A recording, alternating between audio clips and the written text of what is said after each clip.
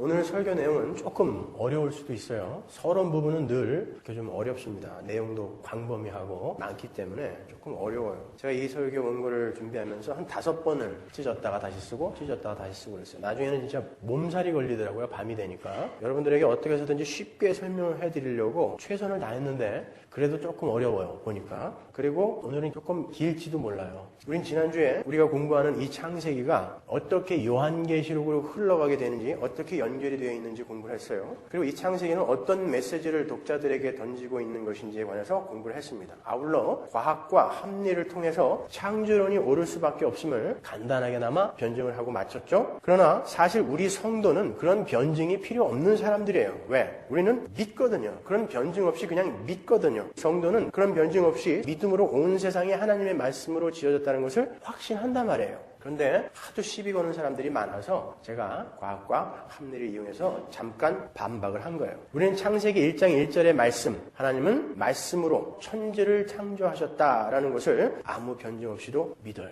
그것도 완전한 무에서 창조되었다라는 것을 믿습니다. 히브리어에는요, 창조라는 의미를 가진 단어가 3가지가 있어요. 바라, 야차르, 아사 이렇게 3단어가 있는데 이 3단어 중에 바라라는 단어는 아무것도 없는 곳에서 무언가가 만들어진 거 그때 쓰는 단어고 야차르나 아사는 기존의 재료를 사용해서 어떤 것을 만들어낼 때 사용하는 그런 단어예요. 당연히 창세기 1장 1절에 쓰인 단어는 바라예요. 무에서 어떤 것들이 만들어졌다라는 의미인 것입니다. 아무것도 없었던 곳에 천지가 나타난 거예요. 이 땅에 영원하며 스스로 존재할 수 있는 것은 하나님 이외에 아무것도 없어요. 오직 하나님만이 영원하시며 스스로 존재하시는 분이란 말이에요. 그러니까 하나님께서 창조하시기 전에 존재할 수 있는 것은 아무것도 없어요, 여러분. 우리가 나중에 한번 살펴보겠지만 천사조차도 그 시간 이전에는 존재할 수 없어요. 그 하나님께서 태초에 보이는 것들, 무에서 유를 만들어내신 거예요. 제가 거기에 대해서 조금 더 설명을 해드리겠습니다. 1절에 쓰인 태초에 레시트라는 그 단어는 시간의 시작을 의미하는 단어예요. 시간의 시작. 그 말은 만물이 창조에 의해서 형태화된 바로 그 시점이 시간의 시작이라는 말이에요. 자, 태초와 이 창조라는 단어를 머릿속에 이렇게 떠올리시고 이 말을 들어보세요. 그 말은 이 물질의 존재, 이 창조와 이 시간의 시작이 동시에 일어나게 되었다는 말인 거예요. 태초에 하나님이 천지를 창조했다는 것은, 그러니까 시간이라는 것은 물질이 존재해야 성립되는 게 바로 시간인 거예요. 다른 말로 시간이라는 것은 물질이 존재하는 방식을 이야기하는 것입니다. 따라서 시간이 없이 물질이 있을 수 없고 물질이 없이 시간이라는 것이 성립이 되지 않아요. 만물은 시간 내에서 존재하고 시간 내에서 소멸하게 되는 거예요. 그러니까 사물은 시간이라는 것을 그 존재 방식으로 갖게 되는 것이고 존재가 소멸하면 그 존재는 시간을 상실하는 거예요. 시간 밖으로 가버리는 거예요. 그게 죽음인 것입니다. 아시겠죠? 그러니까 태초 전, 시간이 창조되기 전에는 물질이 있을 수 있어요, 없어요?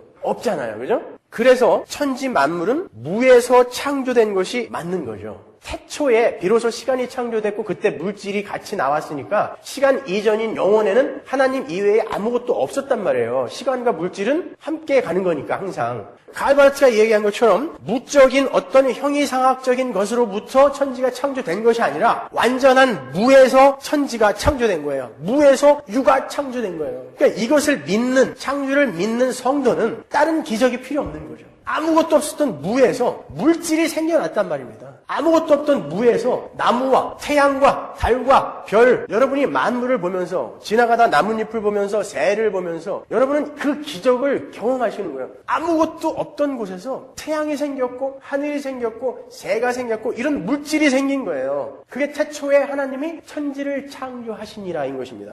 근데 그 기적을 기적처럼 여기지 않고 무슨 암덩어리 하나 떨어져 나가는 거, 병 난 거, 복권 맞은 거 이걸 기적으로 여긴다니까요. 진짜 기적은 창조인 거예요, 여러분. 그림을 한번 그려보세요. 성경은 시간이 창조되기 이전의 상태를 영원이라고 불러요. 그리고 그 영원은 영원히 지속되는 거예요. 그게 영원이에요. 근데 이 영원의 어떤 한 시점에 시간이라는 것이 창조됐어요. 그게 태초란 말이에요. 레시트. 그리고 언젠가 이 시간이 소멸되어 날아가 버리면 그냥 영원만 남는 거죠. 그러니까 이 시간은 이 영혼의 중간에 잠깐 존재했다 없어지는 거예요. 그러니까 이 시간이 그렇게 잠깐 존재했다 없어진다면 물질 또한, 이 창조된 이 천지 또한 그 영혼에서 잠깐 나타났다가 사라져 버리는 것이죠. 근데 여러분, 이 땅에 많은 그리스도인이라고 하는 사람들이 그 영혼 속에서 잠깐 나타났다가 사라져 버릴 이 첫 창조에 목숨을 걸고 살아간다는 말입니다. 그러니까 이거는 완전히 지금 우리가 뭔가 잘못 짚어도 너무 잘못 짚고 있는 거죠. 자, 우리는 그 시간이 이제 완전히 소멸되어지는 그 시점을 최후의 종말이라고 이야기하죠. 그러나 이 인간이라는 존재는 이 물질인 육체를 벗어나게 되는 바로 그 죽음의 순간 시간을 상실하죠. 왜? 물질에서 벗어나게 되니까 그때 여러분은 이제 시간을 상실하는 거예요. 시간을 상실한다는 건 여러분은 이 시간 속에서 다시 이제 영혼으로 들어간다는 거예요. 그래서 지옥과 천국은 영원하다 그러는 거예요. 여기서 한 300년이나 500년 있다가 풀어줄 수가 없는 거예요. 여러분이 물질을 벗어나서 시간을 벗어나는 그 순간 여러분은 영원한 천국 혹은 영원한 지옥으로 빠져버리는 것입니다. 그러니까 우리가 추구하고 분투해야 할 삶은 그 영혼을 바라보고 살아야 되는 거예요. 영혼을 소망하면서 어떻게 하면 그 영혼 속에서 나는 천국에 존재할 수 있게 되는 것인가를 공부해야 되고 연구해야 되고 그 삶을 배운 대로 추구해 나가야 되는 것입니다. 이 땅의 삶은 잠깐 있다가 사라져버릴 거라니까요. 어렵지 않죠, 여러분? 여기까지는 옛날에 지상에서 영원으로라는 영화가 있었잖아요. 그게 그런 말이에요. 프랭크 시나트라, 버트 랭커스타 이런 사람들이 나왔었잖아요. 감독이 이 논리를 알고 제목을 지었는지는 모르겠지만 그거예요. 우리는 이 지상에서 이제 영원으로, 모든 존재는 영원 속으로 가게 돼 있어요. 그러나 지옥의 땔감으로 사용되느냐 아니면 천국에서 하나님과 영원하게 찬란하게 살게 되느냐, 그 둘로 갈리는 것입니다. 물론 우리는 나중에 새하늘과 새 땅인 그 영혼 속에서도 육신을 입게 된다라고 성경은 이야기하고 있어요. 그러나 우리가 그때 입을 육신은 우리가 지금 입고 있는 이 물질로서의 육신이 아닌 새로운 육신이에요. 그 육신은 지금 이 육신처럼 시간이라는 것을 존재 방식으로 하지 않는 새로운 육신인 거예요. 이 땅에 존재하는 모든 물질은 시간이라는 것을 존재 방식으로 살고 있기 때문에 그 시간이 흘러가면 갈수록 늙어버리는 거예요. 그리고 무질서한 쪽으로 변해가는 거예요. 그리고 부패하는 것입니다. 그러나 시간에서 벗어난 존재는 영원히 그 상태로 사는 거예요. 영원히. 그러니까 지옥에 있는 자들은 큰일 난 거예요. 오관을 갖고 계속 타는 것입니다. 거기서.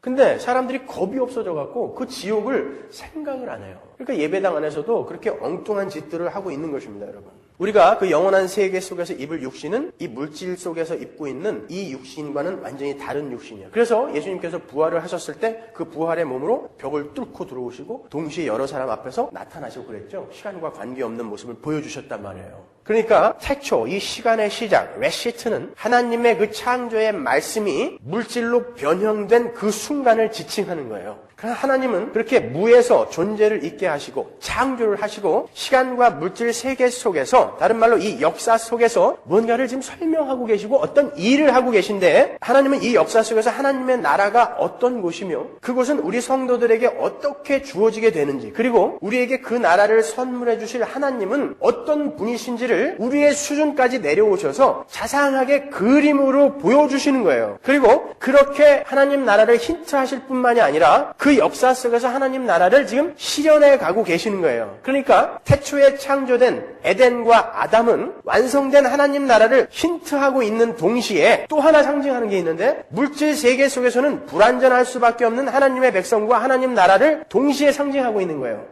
예를 들어서 다윗과 요셉이 예수님을 상징하는 자였지만 그들 삶 속에서 실패들이 많이 나왔잖아요. 그걸 성경이 그대로 기록하고 있지 않습니까? 그러니까 똑같은 거죠. 에덴과 아담도 그 하나님 나라, 완성된 하나님 나라와 그 속에 있는 하나님의 백성들을 상징하고 있지만 이 물질 속에서는, 시간 속에서는 불완전할 수밖에 없다는 것을 동시에 이렇게 보여주는 거예요. 상징해 주는 거란 말입니다. 그러니까 첫 창조는 새 창조, 이제 앞으로 오게 될 새 창조를 힌트하고 있는 것이지 그 자체가 목적이 아니었다는 것입니다. 에덴 동산과 아담이 목적이 아니었단 말이에요. 성경은 벌거벗은 아담과 하와를 어떻게 의의 흰옷을 입혀가는가를 보여주는 거라 그랬잖아요. 그 자체가 목적이 아니란 말이에요. 그러면 하나님의 창조가 완전했다, 보기 좋았다라는 말은 도대체 무슨 말인가? 그 말은 그 첫 창조 자체가 목적이었다라는 말이 아니라 하나님의 전체 이 작정 속에서 그 첫 창조가 맡은 역할이 있잖아요. 첫 창조가 하나님 나라를 힌트하고 또 어떤 것을 상징하고 있는 이런 맡은 역할이 있단 말이에요. 그 그 역할을 완전하게 수행해낼 수 있도록 창조가 되었다라는 의미에서 첫 창조가 완전했다라는 것이지 그게 목적이 아니었다라는 거예요. 그 첫 창조가 목적이었고 그게 완전했다면 그게 하나님이 추구하시는 최고선이었다면 피조물이 타락하면 안 되잖아요. 그런데 타락했지 않습니까? 그러니까 그런 의미에서 완전하다라는 것이 아니란 말이에요. 그 첫 창조가 목적이 아니었단 말입니다. 그렇게 보면 아주 중요한 이슈가 하나 대두가 되는데 만일 하나님의 창조와 그 인간의 역사가 그렇게 하나님의 그 작정, 하나님의 계획의 형태화에 불과하다면 그 하나님의 작정이 가시화되어 형태화되어 나타나는 것에 불과하다면 선악과 사건도 아담이 하나님도 기대치 않았던 실수를 우발적이며 돌발적으로 저지른 것이 아니라 그 모든 것들은 하나님의 작정 속에 이미 들어있었다라는 말이 되잖아요. 그러면 아담이 선악과를 따먹은 것도 하나님의 작정 안에 들어가 있었다면 하나님이 따먹게 시킨 거 아닙니까? 그렇게 되면 하나님이 죄의 조성자가 된단 말이에요. 그렇잖아요. 그 모든 것이 디크리, 하나님의 작정 속에 들어있다면 아니에요. 하나님은 거룩하신 분이란 말이에요. 그래서 그분께서 죄를 계획하신다라는 것은 있을 수가 없어요. 죄와 악은 최고의 선이신 그분과는 전혀 상관없는 것들이에요. 그리고 성경에서도 분명히 하나님은 죄의 조성자가 아니다라고 명확히 밝히고 있어요. 그게 신비라는 거예요. 웨스트민스터 신앙고백 섭리를 설명하는 부분인 5장 2항에 보면 이런 말이 있어요. 제1원인이신 하나님은 제2원인인 인간의 의지나 감정을 강제하지 않으시고 하나님께서 작정하신 일들이 자유롭게 우발적으로 그러나 필연적으로 일어나게 하신다라는 말이 나와요. 이거 제가 조금 여러분이 이해하기 쉽게 의역을 한 건데 이게 이해가 가세요? 하나님이 모든 것을 작정하셨는데 하나님이 제2원인인 인간의 감정이나 의지를 강제하지 않으신다라는 거예요. 근데 그걸 성경은 진리다 이렇게 이야기하고 있단 말입니다. 만일 하나님께서 자신의 작정을 계획을 실현시키기 위해서 죄와 전혀 상관없는 자들에게 죄를 강요하신 거라면 심판의 근거가 없잖아요. 하나님이 그렇게 끌고 가셔놓고 어떻게 나중에 심판을 하십니까? 그렇죠? 그런 의미에서도 하나님은 죄의 조성자가 될 수가 없는 거예요. 그러니까 선악과 사건을 비롯한 그 이후에 이 땅의 모든 죄들은 하나님께서 강제로 시키신 것이 아니라 인간과 타락한 천사들이 자발적이며 자유롭게 저지른 것이라는 말이에요. 그러나 그 모든 것들은 하나님의 작정이 이루어지는데 꼭 필요한 것들이었다라는 거예요.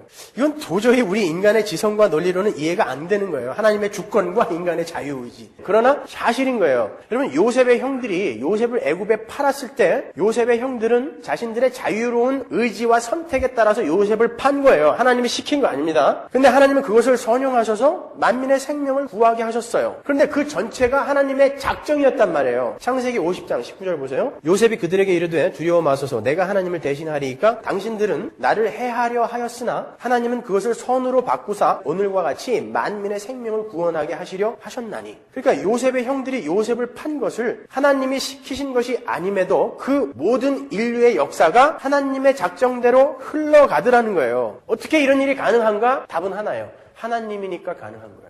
더 이상 우리가 알려고 해서는 안 되는 거예요. 현대신학이 대답할 수 있는 부분이 여기까지예요. 어느 누구도 그 이상 설명해낸 사람이 없어요. 지금 그러한 논리를 들으시고 에이 그러니까 기독교는 허구야. 나는 못 믿겠어. 그런 분들은 얼른 달마사로 가세요. 여러분들은 믿음이 없는 분들이에요. 아직 들을 귀가 없으신 분들인 거예요. 우리는 하나님을 증명할 수도 없고 모두 이해할 수도 없어요. 하나님이 우리의 이 인간의 이성으로 모두 이해될 수 있는 분이면 뭐하러 우리가 그분을 믿습니까? 우리도 다 이해할 수 있는 분을 왜 우리가 의지해야 돼요? 하나님은 우리의 구원에 필요한 만큼만 자신을 계시해 주신 것입니다. 그러니까 우리 구원에 필요한 만큼만 듣고 공부하고 열심히 알아가는 거예요. 우리가 이제 새 몸을 입고 영원한 새 나라에 가면 거기서 이제 알게 되겠죠. 지혜가 회복되고 총명이 회복되고 하면 이제 알게 되겠죠. 왜 그런 일들이 있었는지, 왜 역사가 이렇게 흘러갔는지 알게 되겠죠. 그러니까 우리 인간의 한계가 얼마나 보잘것없어요. 하나님은 우리 택한 백성들의 구원, 거기에 필요한 것 이외에는 모든 하늘의 비밀을 다 감추어 두셨어요. 가르쳐 주신다 해도 우리 인간의 이성으로는 그것들을 모두 이해할 수가 없습니다. 성령께서 의도적으로 가려두신 것을, 감춰두신 것을 상상이나 억측으로 해결하려고 하는 건 그 자체가 교만이며 죄인 거예요, 여러분. 그러니까 지금 여러분들에게 계시되어진 그 성경 말씀 안에서 우리 구원에 필요한 것들만 우리가 열심히 공부하고 알아가자는 것이죠. 그렇게 첫 창조로부터 시작된 인간의 역사라는 것은 하나님 나라의 완성을 향한 하나님의 그 작정이, 디크리가 가시적으로 힌트되고 있는 것이며 또 형태화된 것이며 또 그 작정이 실현되어져 가는 과정이에요. 그러니까 이 첫 창조의 세상과 역사가 어떤 의미를 갖고 있는지 이제 아시겠죠? 이게 뭔지, 왜 영원 속에 이 시간이라는 것이, 첫 창조라는 것이 존재하게 됐는지 이제 아시겠죠? 그러니까 여러분의 배를 불리고 여러분의 명성과 자랑을 쌓기 위해서 여러분이 오늘날 살아간다면 그거는 정말 이 천지만물의 창조의 목적조차도 모르고 막 사는 거죠. 이거는 하나님의 어떤 목적의 완성을 위해 잠시 존재하는 거라니까요. 그러니까 여러분은 여기에서 눈을 얼렁 돌려야 되는 거예요.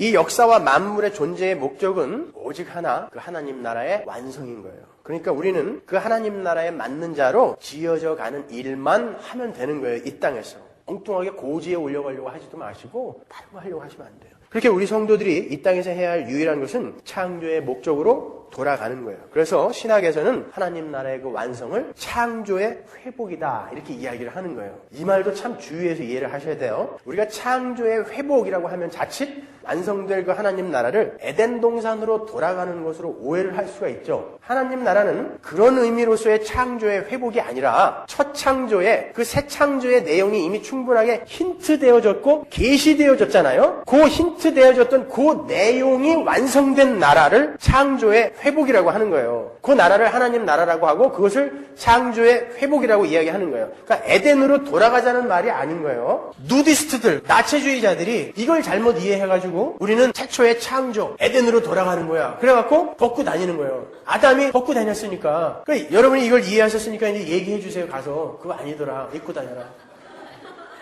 옷 사서 입어라. 이렇게 얘기해 주세요.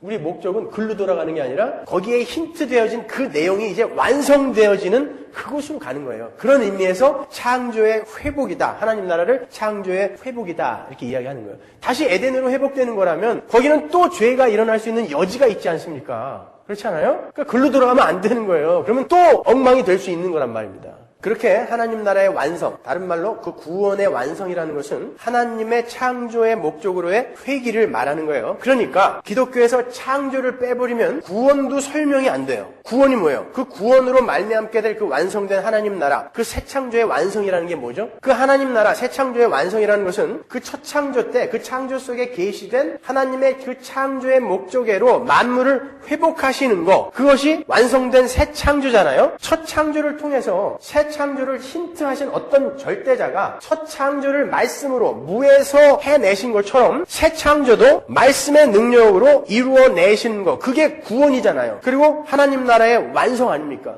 여러분이 뭘 해서 구원받은 게 아니라 여러분은 말씀으로 구원받은 거예요. 거듭난 거잖아요. 그렇지 않습니까? 그거예요. 첫 창조를 하나님의 말씀으로 그렇게 해냈듯이 새 창조도 그렇게 해낼 것이다. 그러니까 첫 창조가 없이는 우리가 새 창조를 이해할 수가 없는 거예요. 어떻게 그 새 창조가 이루어지는가?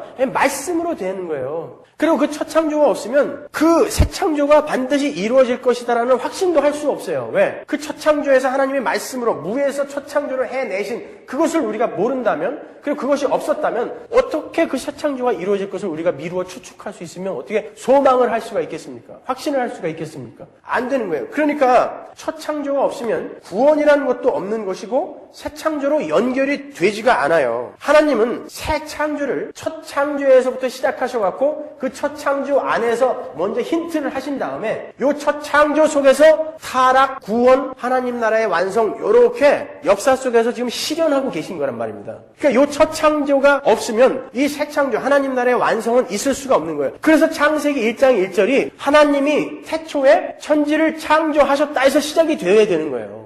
하나님은 제한된 이성을 갖고 있는 인간들의 수준에 맞추어서 원래의 목적이었던 그 구원의 완성, 하나님 나라의 완성을 시간의 시작부터 창조, 타락, 신락원, 구원, 새 창조의 완성 이렇게 그림으로 보여주시면서 실현해 가고 계신 거란 말입니다. 그리고 바로 그 현실이 묵시 속에서 이미 이루어졌음을 말씀을 통해서 그분의 백성들에게만 알려주시는 거예요. 그러니까 너희들 안심해. 반드시 이루어질 거야. 지금 여기는 도저히 불가능한 것 같이 보이지만 거기에서는 완성이 돼 있어. 그게. 그러면서 지금 이 역사 속에서 이게 실현해 가시는 거예요. 그리고 그 나라를 첫 창조로부터 시작해서 실제로 역사 속에서 이렇게 실현해 가시는 거예요. 그러니까 기독교에서 첫 창조가 없이는 새 창조가 무엇을 의도하고 있었는지도 알 수가 없고 왜 인간은 하나님 하나님께 구원을 받아야만 하는 자들인지도 알 수 없어요. 그리고 왜 인간은 하나님만을 의지하고 그분께 순종하며 살아야 하는지도 알 수가 없어요. 그리고 기독교에서는 천지를 창조하신 절대자가 계셔야 그분이 혼돈과 공허와 흑암인 죄인들 속에 새로운 창조를 완성하실 구원자가 될 수 있는 거 아닙니까?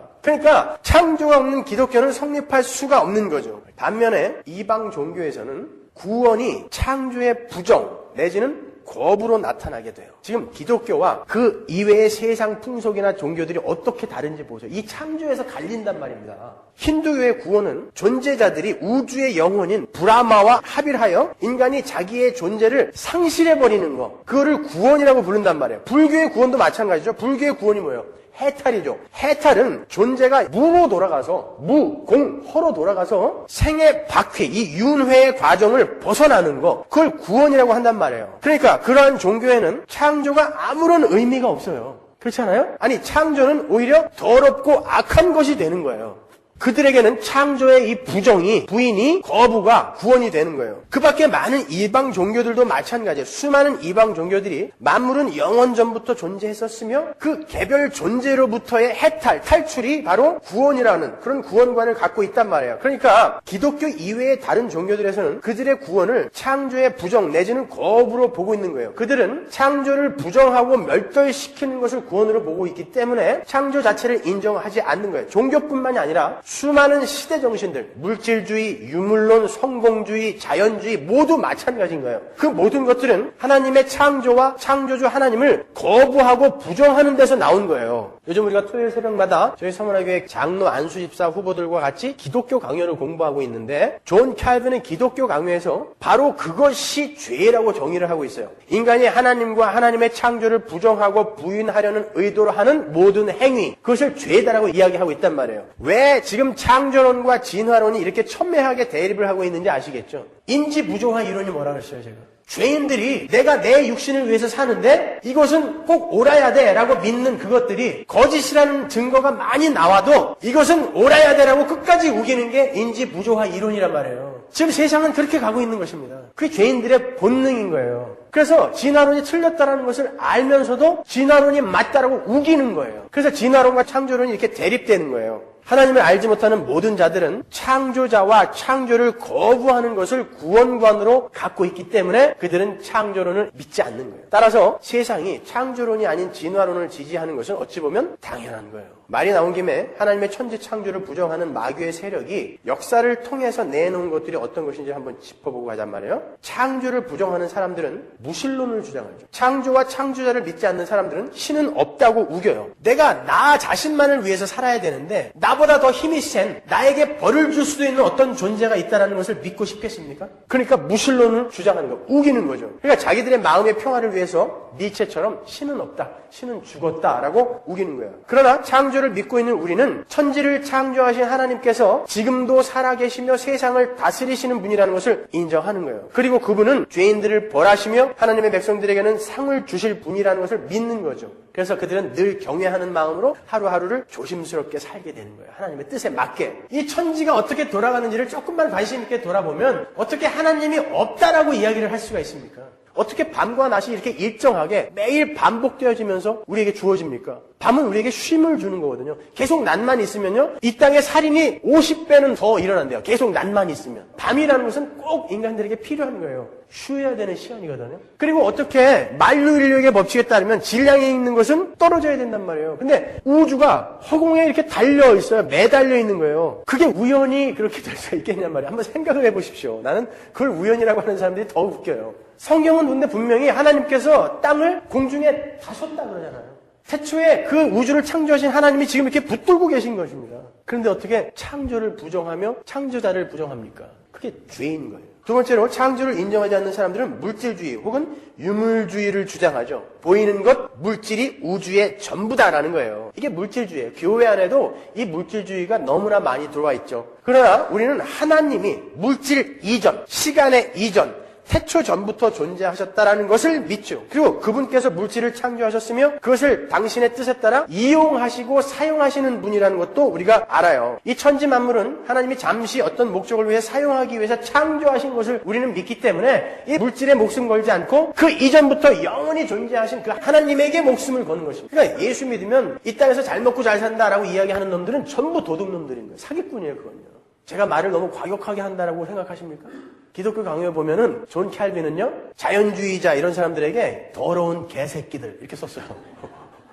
예수님도 그랬잖아요. 독사의 새끼들아. 그거는 무지무지하게 잔인한 욕이었어요. 당시 사람들에게. 히브리 사람들이 제일 싫어하는 짐승이 뭐예요? 뱀이거든요. 근데 독사의 새끼들. 그럼들 사기꾼들이에요. 유물론 철학자들은 물질이 영원 전부터 존재했고 영원히 존재할 것이라고 주장하지만 영원 전부터 존재하시는 분은 하나님밖에 없어요. 물질은 태초부터 시간과 함께 존재하게 된 거라니까요. 세 번째로 창조를 부정하는 사람들은 물질과 인간 그리고 물질과 신을 동일시하는 범신론을 내놓기도 하죠. 범신론이 뭐라고 했어요, 제가? 이 모든 것은 신이다. 그러니까 인간도 신이에요. 그러니까 수행하고 고행을 통과하면 인간이 신이 될 수 있다. 이게 범신론 아닙니까? 그러니까 수도원에 들어가고 절에 들어가고 수행하는 거죠. 장자부라 이런 거, 무건수행 이런 거 하는 거예요. 신이 되기 위해서. 그러나 하나님만 신이고 우리는 피조물이라는 것을 우리는 창세기 1장 1절에서 배워서 알고 있잖아요. 우리는 신이 아니라니까요. 무슨 놈의 범신론이에요. 수행을 쌓으면 되든가요, 그게? 수많은 수도원 지하에서 왜 그렇게 어린아이의 유골들이 많이 나왔는지 아세요? 거기 들어가서 수행 쌓는다 그래놓고 신부하고 수녀들이 거기서 전부 애 낳고 묻어버린 거예요. 그 밑에다가. 인간은 그렇게 안 된다는 것입니다. 수도를 쌓아서 수련을 쌓아서 신이 될 수 없는 거예요. 죄 속에서 태어난 자들은 죄 속에서 뒹굴다가 그 영원한 지옥으로 떨어져 버리는 것입니다. 네 번째로 창조를 부인하는 사람들은 자연주의라는 것을 세상에 내놓죠. 자연주의가 뭐라고 했어요? 초월과 초월적인 존재를 부정하는 거. 우리가 보는 어떻게 태양이 계속 그 자리에 서 있을까? 어떻게 행성들이 계속 그 주위를 그렇게 돌까? 어떻게 이렇게 바다는 그 자리를 넘어오지 않을까? 이런 것들을 그냥 자연의 법칙이 그걸 붙들고 있는 것이지 초월자가 있는 게 아니야 라고 믿는 게 자연주의예요. 그러나 우리는 하나님이 창조 때부터 만물을 창조하셨고 품어 안고 계시기 때문에 이 우주는 이렇게 질서 있게 돌아가는 것이다 라고 믿는 거죠. 우리는요. 이렇게 달라요. 다섯 번째로 창조를 믿지 않는 사람들은 인본주의를 만들어냈죠. 이 우주의 중심과 목적은 바로 사람이라는 거예요. 만일 신이 존재한다 해도 그 신은 사람을 위해 존재해야 된다는 거예요. 그게 오늘날 예배당에서 주여 왜 내가 이렇게 소원을 비는데 보좌를 흔드는데 내 소원을 안 들어줍니까? 하면서 뭐 40일 금식기도 하고 새벽기도 산기도 들기도 다니는 거 그거 아닙니까 지금 이거? 하나님은 내 소원을 들어주기 위해서 존재해야 되는 건데 왜 당신은 지금 당신의 뜻을 내 삶 속에서 이루려고 합니까? 나는 그거 싫어요. 이게 오늘날 예배당에서 행해지는 것들 아닙니까 여러분? 그게 무슨 기독교입니까? 그건 인본주의라니까요. 그건 그리스 로마 신화에서나 나오는 이야기인 거예요. 우주의 중심은 하나님이에요. 우리는 그분이 창조한 피조물일 뿐이라니까요. 그리고 그분이 작정하시고 예정하신 그 길을 따라가는 거예요. 무슨 소원을 들어달라 그래 거기다가. 하나님이 이끄는 대로 가는 거라니까요. 뭘 이루고 싶으셔서 그 소원들이 생긴 것입니까? 생각해 보십시오. 뭘 이루고 싶으신 거예요? 그 소원들이 여러분들의 소원들이 분명히 있을 텐데 그걸 머릿속에 떠올려 보세요. 뭘 이루고 싶으셔서 그런 것입니까? 우리는 하나님 나라의 완성으로 가는 거라니까요. 그 영원으로 가는 거예요. 그 영원을 준비하는 거예요. 오늘. 그게 기독교인 거예요.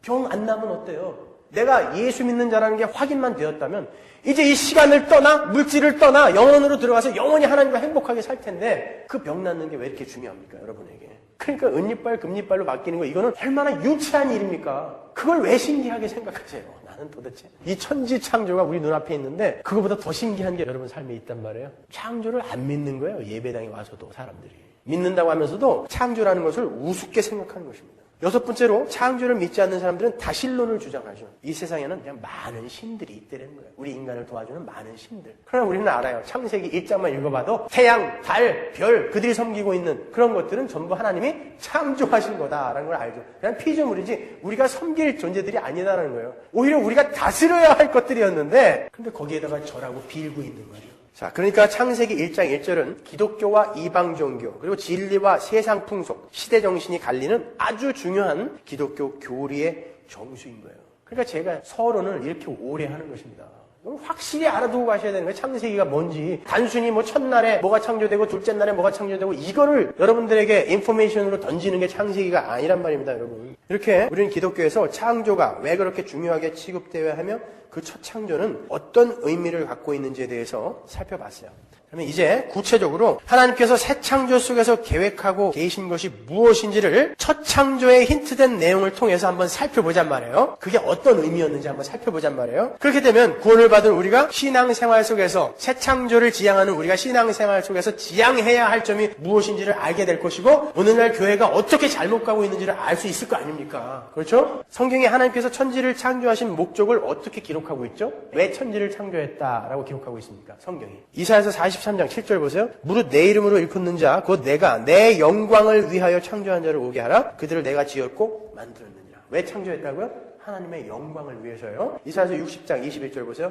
네 백성이 다 의롭게 되어 영영이 땅을 차지하리니 그들은 나의 심은 가지요 나의 손으로 만든 것으로서 나의 영광을 나타낼 것인즉. 하나님은 우리의 영광을 위해서 존재하는 분이 아니라 하나님의 영광을 위해 우리가 존재하는 거예요. 오늘날의 기독교는 이것부터 흔들리고 있는 거예요. 하나님은 하나님의 영광을 나타내기 위해서 인간을 비롯한 천지를 창조하신 거예요. 제가 전에 존재라는 것을 설명하면서 존재는 고정적이며 동시에 흐르는 양태다라고 말씀드린 적이 있어요. 그건 현대 신학이 정의해 놓은 거예요. 제가 한 이야기가 아니라. 존재라는 것은 그 고유의 성질을 갖고 있으면서 이게 고정됐다라는 것이고 쉬지 않고 흐른다고 말씀드렸죠. 예를 들어서 10분 전의 꽃과 10분 후의 꽃이 완전히 다른 것처럼 그리고 모든 만물을 이루고 있는 그 분자나 원자들 이런 것들이 끊임없이 움직이고 있다고 그랬잖아요. 그러니까 10분 전의 사물과 10분 후의 사물이 같은 것이 없단 말입니다. 그 존재는 끊임없이 자기를 드러내고 있단 말이에요. 흐르고 있단 말입니다. 그런 의미에서 존재는 고정적이며 흐르는 양태다라고 현대 철학이 정의를 한 거예요. 근데 현대 철학이 이 존재의 정의를 어떻게 도출해냈냐면 하나님의 창조를 갖고 도출해낸 거예요.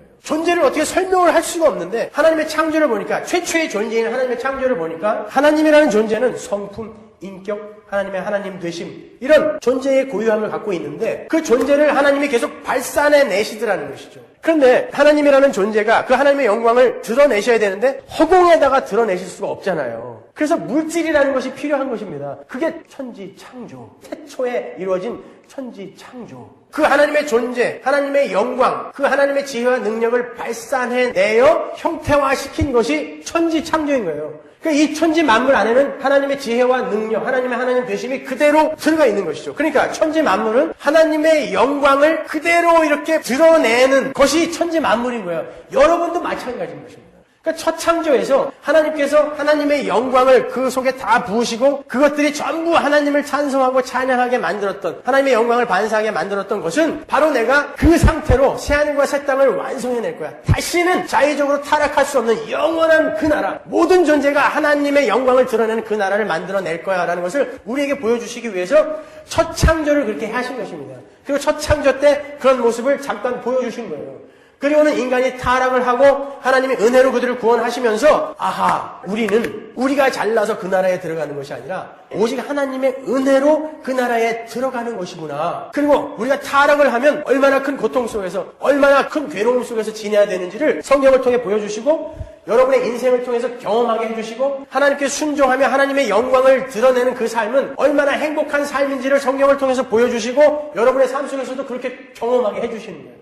이 역사와 여러분의 인생과 여러분은 바로 그 목적으로 이 땅에 존재하는 것입니다. 그러니까 우리가 이 땅에서 존재하면서 해야 할 것은 뭐예요? 성도가 해야 할 것은 그 하나님의 영광을 드러내는 자로 자꾸 지어져 가는 것입니다. 그래서 에베소서에서 성도는 하나님의 백성으로 지어져 간다라고 이야기하는 거예요.